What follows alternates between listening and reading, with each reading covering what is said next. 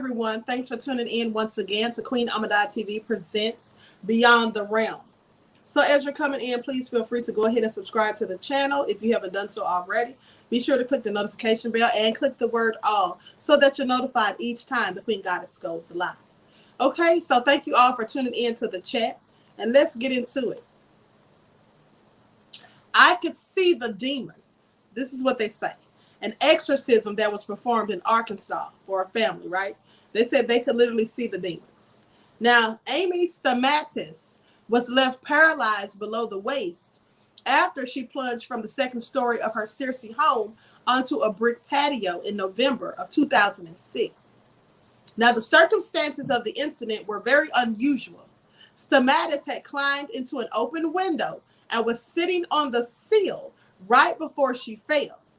Now, she insists that she did not jump. But for months beforehand, Stamatis had been struggling with dark thoughts. She had heard voices telling her to kill herself and sought treatment from doctors and psychiatrists. However, the voices didn't stop.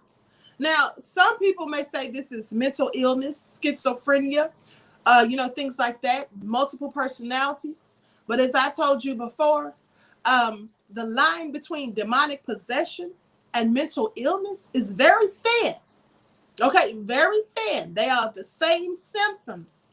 The only difference being that the person who is demonically possessed will usually have an aversion to so-called holy objects, such as the Bible, or such as someone praying in front of them, or holy water. They'll have an aversion to that. They'll react violently. Whereas the person who's literally just mentally ill, they won't. But if they're acting like they're scared, or they're getting upset and violent when you're saying quotes from the scripture to them, holding a Bible in their presence, bring forth a priest or a nun, and they react violently or whatever, yeah, that's usually demons, okay? So now Stamatis believed that she was going through a mental breakdown. This is what she believed. After her fall, she was lying in a hospital bed when she was visited by a woman who claims to have raised the dead and healed the terminally ill through prayer.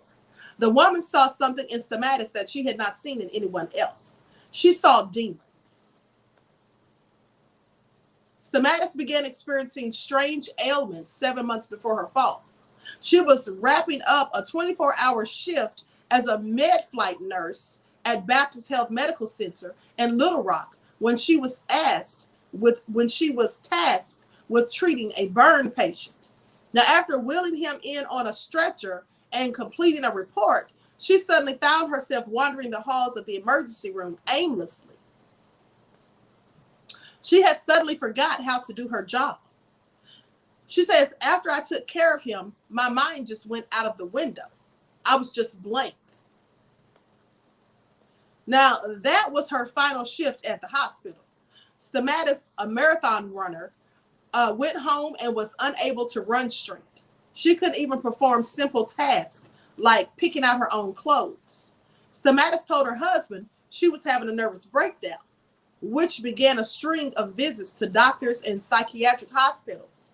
She was diagnosed with different mental illnesses. Stamatis said that the doctors prescribed her antidepressants like they were candy.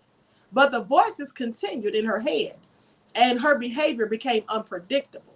She stripped out of her clothes at a family gathering with her in-laws, just got naked. During visits to the hospital, she yelled at her former co-workers. A particularly tense episode happened when Stamatis and her husband traveled to the Mayo Clinic in Minnesota looking for specialized treatment. Now, while there, she broke away from doctors and climbed 7 or 8 stories up to the edge of a parking ramp and then threatened to jump. Police and her husband had to talk her down. So this all sounds so nefarious, people. Okay. Hold on, people. Hold on just 1 second.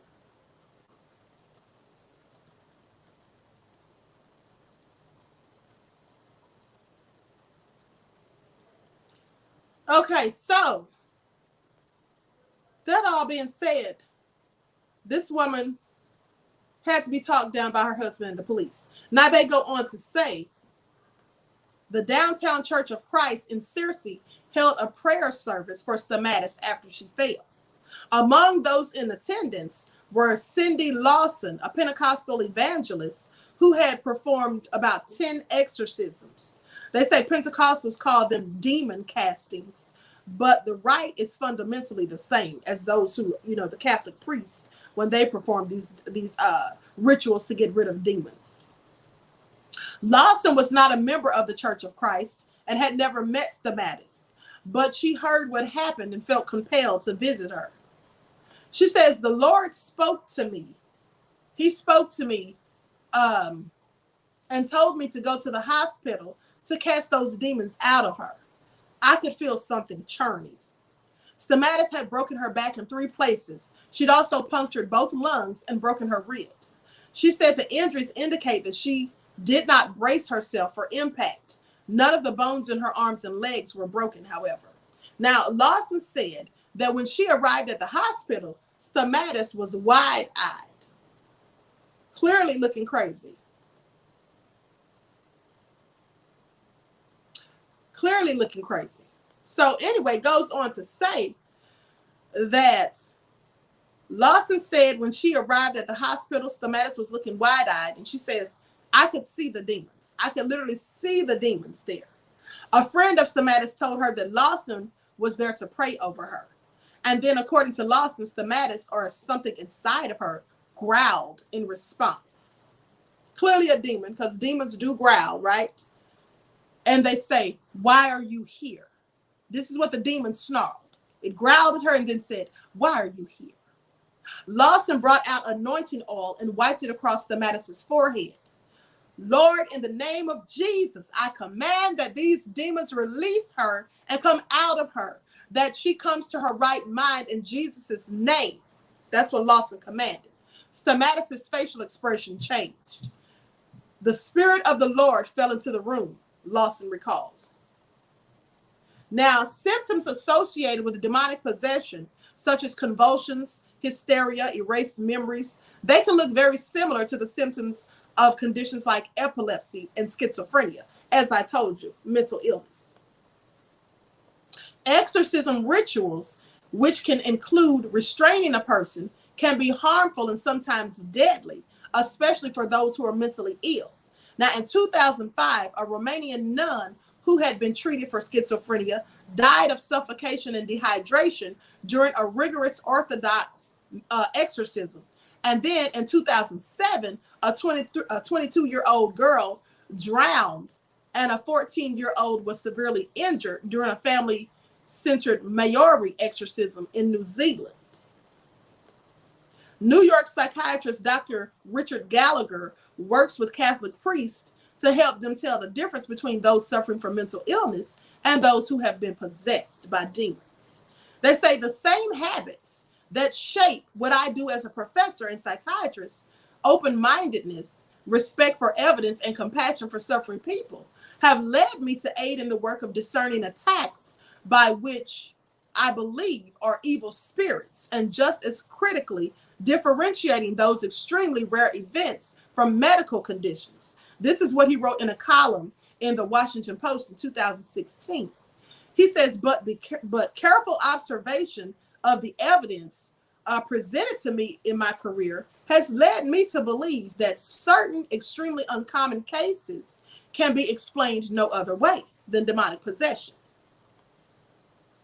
It's hard to quantify how much people or how many people have been treated for demonic possession in Arkansas or anywhere else. Many religions believe supernatural entities can possess humans, but the symptoms, treatment, and the methods of diagnosis may vary. Gallagher also wrote that in some circles, there's a tendency to see the devil everywhere. He wrote that some clergy members are not as cautious as they should be in diagnosing demon possession, but the Catholic Church has taken steps to limit these misdiagnoses.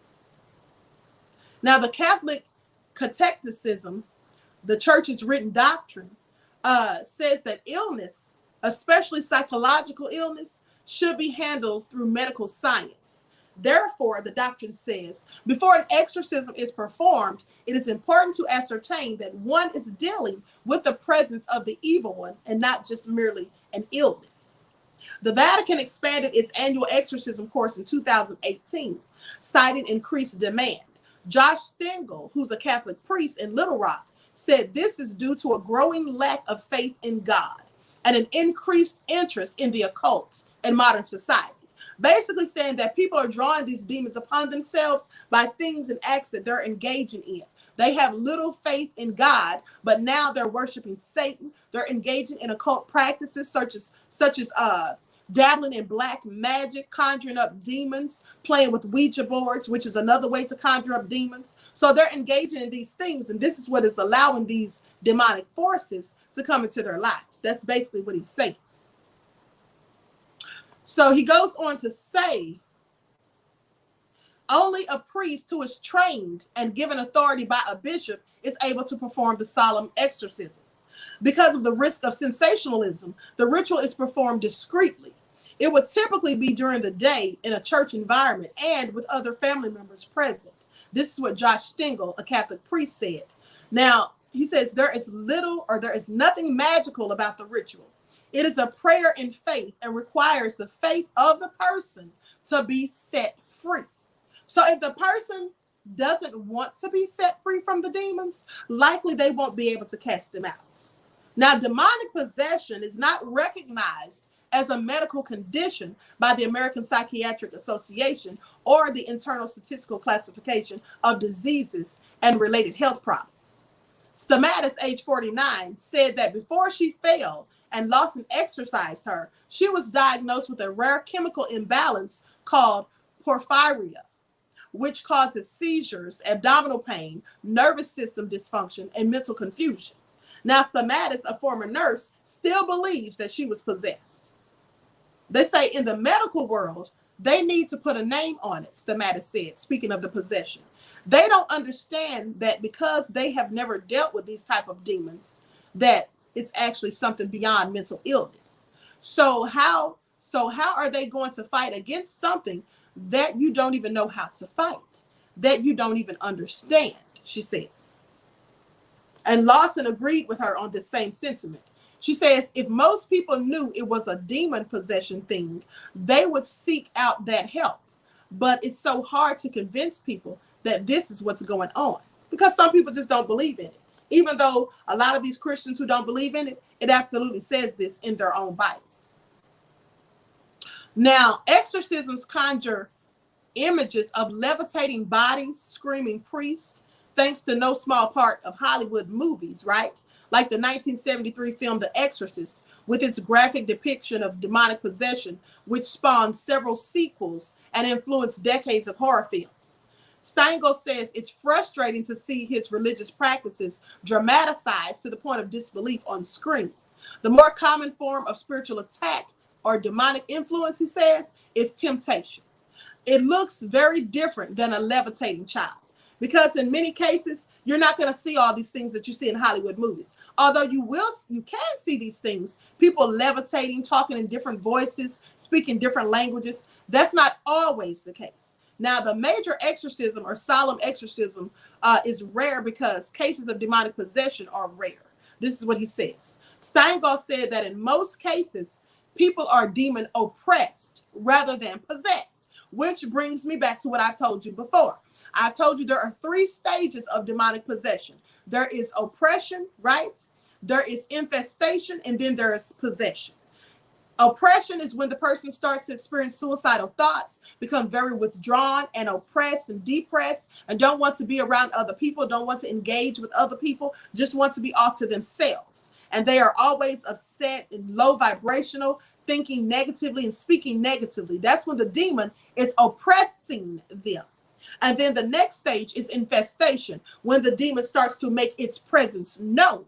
Like you'll hear scratchings in the wall or tappings in the wall, 3 knocks at your door. And these things usually come in 3s, the taps, the knocks, the growls, and all of these things. And you go to the door after you hear 3 knocks and no one's there. This is the infestation starting. And then the next stage after that is full-on possession, where the demon literally enters the being of the person and takes control. So they go on to say that often it is oppression and not demonic possession, right? In which, and since demon oppression is ordinary, it is approached with ordinary Catholic practices, such as sacraments, blessings, and prayers. Because it's quite often for people to be oppressed by demons, but it's not as often that people are actually possessed.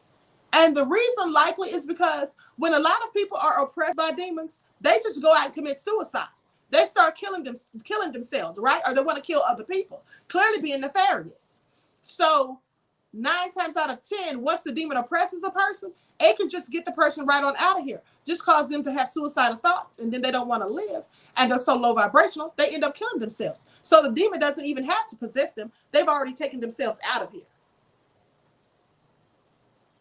So Monte Cox, Stamatis' preacher and the dean of the College of Bible and Ministry at Harding University, said he teaches balance, knowing that demons exist and protecting against them while not being distracted by the sensationalized accounts of demons or demon possession in popular culture. Cox says that he would rather focus on more mundane demonic manipulations, such as addiction and violence that happen daily. This is another thing. People don't believe that demons cause people to be addicted to things. They have different types of demons. They have demons of promiscuity. They have demons of pedophilia. They have all types of demons. Demons of addiction. When you have people that are addicted to drugs, that's demons. That's what it is. Demons of addiction. And this is why people say, oh, you have to face your demons. You know, you have to battle your demons. Things like that, because it's literally demons. These are malevolent spirits that are causing people to engage in certain things. And as I told you before, when people are, you know, alcoholics and they abuse alcohol and things like that, these are also demons. These are malevolent spirits. That's why the places where they sell alcohol are often called spirits, because it brings on malevolent spirits. Okay. TJ says, you're speaking the truth, Queen. Thank you, beloved. So now, with that all being said, on the one hand, these are those there are those who are infatuated with the demonic and being drawn into a kind of magic that sounds more faithful than it is. Now, Cox also goes on to say, and that on the other hand, there are those suckered by a modern worldview that says such things don't even exist. So they literally believe these things don't exist, even though a lot of these people are Bible toters and they go to church. But these things are spoken of in the Bible. It talks about demons and how Jesus cast out demons, but they don't believe it. So that just goes to prove that people believe what they want out of the Bible, and anything that doesn't go along with their narrative or ideology, they just tend not to even express any thoughts about it, or just say they don't believe in it. Now, Cox also says that whether it manifests in the strange phenomena seen in movies and pop culture, or through more ordinary darknesses like drug abuse and violence, those who seek demonic influence will usually find it, because they go out here engaging in things that allow them to open up portals, either knowingly or unwittingly, so that demons can enter into their lives. If you are engaging in pornography, pedophilia, violence, drugs, alcohol, these are just a few things that open you up to demonic possession. Okay, because these are all low vibrational abominations. These are all things that you should not be engaging in. And this is why they open you up to these demonic things. Now, if you play with that dog, he says, you're gonna get bitten. Now, Catholic exorcisms are reversed for the ordained, are reserved for the ordained. But to Lawson, any follower of Jesus who is filled with the Spirit can cast out demons. This is absolutely true. If you are a person who is righteous and just, and a person who has all faith and belief in the Most High, you absolutely can fast and pray, and then you can cast these things out yourself, as far as I'm concerned. That's just what I believe. My uncle is not a Catholic, but he is a pastor, and he has cast these things out numerous of times. Now, Lawson said that she first performed the ritual on a 9-year-old boy and that he levitated. She said she has seen others foam at the mouth. This has happened when my uncle has cast out demons, in his Sunday services. People have literally fallen out, started convulsing, vomiting, and all sorts of things as the demons were being expelled from them. And it's usually more than one demon. It's usually several. So some have their eyes change colors. Others have spoken in demonic voices. This is also true. Very often, and this is another way you can tell the difference between mental illness and demonic possession, is because the person's physical features may change. There was one woman whom doctors thought that she had different personalities, but clearly she was possessed because her face completely changed, her eye color changed, and then one of her personalities was supposedly allergic to strawberries. And when given strawberries, she broke out in hives. Now, I don't see how mental illness could make this type of thing happen. That clearly seemed to be the work of demons as far as I was concerned. And I've also heard these people speak in different voices. It could be a female who's possessed by a demon who will speak in a man's voice. Okay, and these people will often speak in languages that they've never studied or spoken before, such as Hebrew and Latin and Aramaic.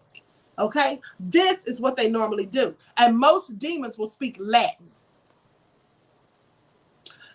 So it's not pleasant at first. It's very terrifying, she says, but it's what God has called me to do. Now, Stamatis said that she has no recollection of her exorcism, but her family members saw an immediate change in her afterwards.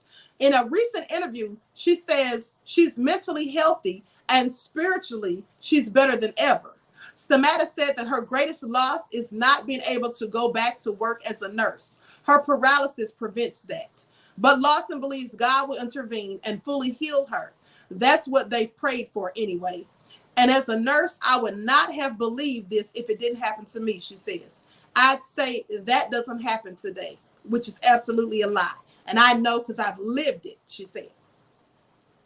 So that's all very crazy. And it's unfortunate that she is now paralyzed. So I'm going to show this. Hold on. What is this? Okay, so they have some pictures that I'm going to share with you. I'm going to share my screen. Everyone, please like and share the video. Subscribe to the channel. If you haven't done so already, be sure to click the notification bell and click the word all so that you're notified each time I go live.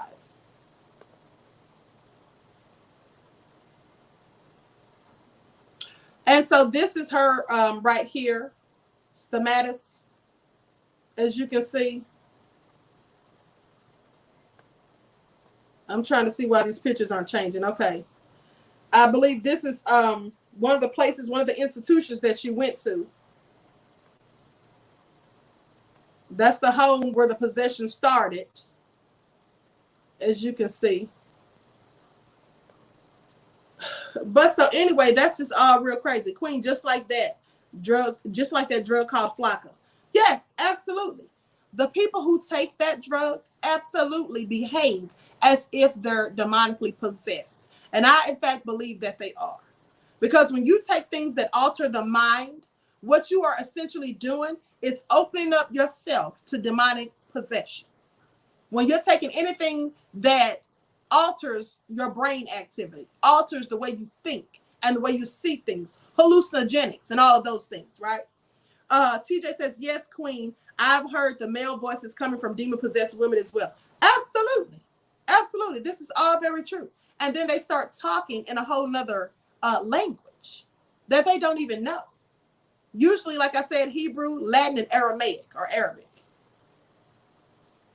So that's just all so crazy. Keep your children from the Rolex games like sit-do, full Satan symbols. Yeah, they have a lot of satanic stuff going on. Absolutely. So with that all being said, I'm going to conclude this broadcast. I want to thank you all for tuning in. At the end of the day, like I said, there's 3 stages of demonic possession. And people who, and here's the thing, people who are so low vibrational that they start talking about suicide, first of all, you need to try to get them help. If you know anybody going through that, maybe give them the suicide hotline number or get them some type of psychiatric or get a psychologist or a psychiatrist to help them. Because here's the thing, people that are low vibrational to the point that they want to take their own lives, it is my belief that if they don't care about their own lives, how do they care about anyone else's? If they don't care if they live or die, What makes you think that they care about anyone else's? So I feel like people like that are dangerous. People who are talking about suicide and all that stuff, to me, they're dangerous. Because if they'll kill themselves, I have no doubt that they would kill someone else. And some of them often do. So with that all being said, if you know anyone who's suffering, Joe 32 says, love you, Queen. And I love you right, Black beloved. Those, if you know anyone who's suffering through depression, having suicidal thoughts, please get them some help. Please try to talk to them, inspire and encourage and motivate them, and get them some professional help. Because when demons start influencing people, a lot of times people will think that these are their own thoughts. They won't realize that they're being demonically influenced. They'll just think it's their own thoughts telling them to do these nefarious things. And the same goes to those who have violent tendencies. These are also demons. Okay? Ronnie said, children been talking a dark place. Dangerous. It is dangerous to be engaged in dark things, honey. Like, Bezilla says, very true. Absolutely.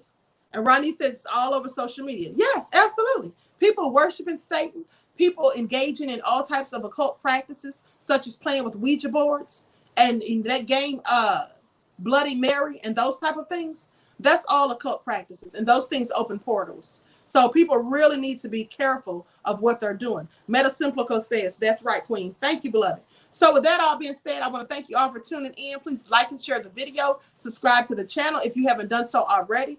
Don't forget to follow me on Instagram at QueenAShakur. Also on Instagram at divine_goddess_27. Brighton, Patreon, and Twitter.